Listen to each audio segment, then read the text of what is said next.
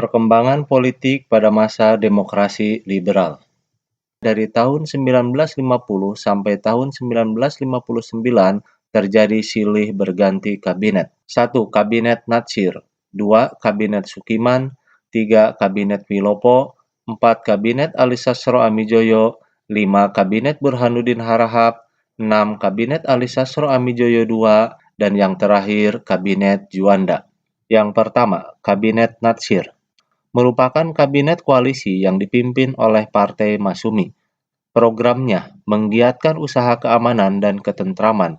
2. Mencapai konsolidasi dan menyempurnakan susunan pemerintahan. 3. Menyempurnakan organisasi angkatan perang. 4. Mengembangkan dan memperkuat ekonomi rakyat. 5. Memperjuangkan penyelesaian masalah Irian Barat.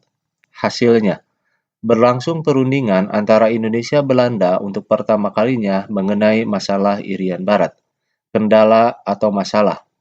Upaya memperjuangkan masalah Irian Barat dengan Belanda mengalami jalan buntu atau kegagalan. 2. Timbul masalah keamanan dalam negeri, yaitu terjadinya pemberontakan hampir di seluruh wilayah Indonesia seperti Gerakan DITII, Gerakan Andi Ajis, Gerakan APRA, dan Gerakan RMS. Yang kedua, Kabinet Sukiman merupakan kabinet koalisi antara Masyumi dan PNI, dipimpin oleh Sukiman Wiryo Sanjoyo. Programnya menjamin keamanan dan ketentraman, mengusahakan kemakmuran rakyat dan memperbaharui hukum agraria agar sesuai dengan kepentingan petani, mempercepat persiapan pemilihan umum, yang terakhir menjalankan politik luar negeri secara bebas aktif serta memasukkan Irian Barat ke dalam wilayah Republik Indonesia secepatnya. Hasilnya tidak terlalu berarti sebab programnya melanjutkan program Natsir, hanya saja terjadi perubahan skala prioritas dalam pelaksanaan programnya. Seperti awalnya, program menggiatkan usaha keamanan dan ketentraman, selanjutnya diprioritaskan untuk menjamin keamanan dan ketentraman. Kendala atau masalah. Adanya pertukaran nota keuangan antara Menteri Luar Negeri Indonesia Subarjo dengan Duta Besar Amerika Serikat Merly Cohran mengenai pemberian bantuan ekonomi dan militer dari pemerintah Amerika kepada Indonesia berdasarkan Ikatan Mutual Security Act (MSA). Tindakan Sukiman tersebut dipandang telah melanggar politik luar negeri Indonesia yang bebas aktif karena lebih condong ke blok barat, bahkan dinilai telah memasukkan Indonesia ke dalam blok barat. Adanya krisis moral yang ditandai dengan munculnya korupsi yang telah terjadi pada setiap lembaga pemerintahan dan kegemaran akan barang-barang mewah. Masalah Irian Barat belum juga teratasi. Hubungan Sukiman dengan militer kurang baik, tampak dengan kurang tegasnya tindakan pemerintah menghadapi pemberontakan di Jawa Barat, Jawa Tengah, dan Sulawesi Selatan. Yang ketiga, Kabinet Wilopo. Kabinet ini merupakan zakon kabinet, yaitu kabinet yang terdiri dari para pakar yang ahli dalam bidangnya, dipimpin oleh Mr. Wilopo. Programnya, program dalam negeri, menyelenggarakan pemilihan umum, konstituante, DPR, dan DPRD, meningkatkan kemakmuran rakyat, meningkatkan pendidikan rakyat, dan pemulihan keamanan. Program luar negeri, penyelesaian masalah hubungan Indonesia-Belanda, pengembalian Irian Barat ke pangkuan Indonesia, serta menjalankan politik luar negeri yang bebas aktif. Kendala atau masalah yang dihadapi. Adanya kondisi krisis ekonomi yang disebabkan karena jatuhnya harga barang-barang ekspor Indonesia sementara kebutuhan impor terus meningkat.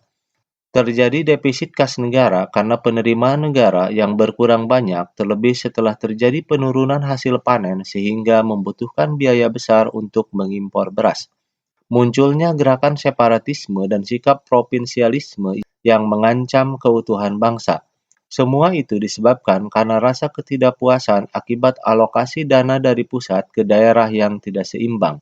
Terjadi peristiwa 17 Oktober 1952, merupakan upaya pemerintah untuk menempatkan TNI sebagai alat sipil sehingga muncul sikap tidak senang di kalangan partai politik, sebab dipandang akan membahayakan kedudukannya.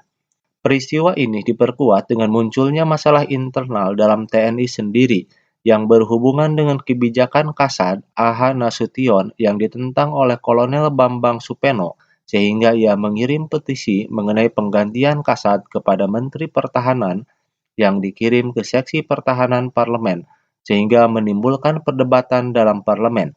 Konflik semakin diperparah dengan adanya surat yang menjelekan kebijakan Kolonel Gatot Subroto dalam memulihkan keamanan di Sulawesi Selatan. Keadaan ini menyebabkan munculnya demonstrasi di berbagai daerah menuntut dibubarkannya parlemen. Sementara itu, TNI AD yang dipimpin oleh Nasution menghadap presiden dan menyarankan agar parlemen dibubarkan, tetapi saran tersebut ditolak. Munculnya mosi tidak percaya dan menuntut diadakan reformasi dan reorganisasi angkatan perang dan mengecam kebijakan Kasat. Yang berikutnya munculnya peristiwa Tanjung Morawa mengenai persoalan tanah perkebunan di Sumatera Timur, di Delhi. Sesuai dengan perjanjian KMB, pemerintah mengizinkan pengusaha asing untuk kembali ke Indonesia dan memiliki tanah-tanah perkebunan.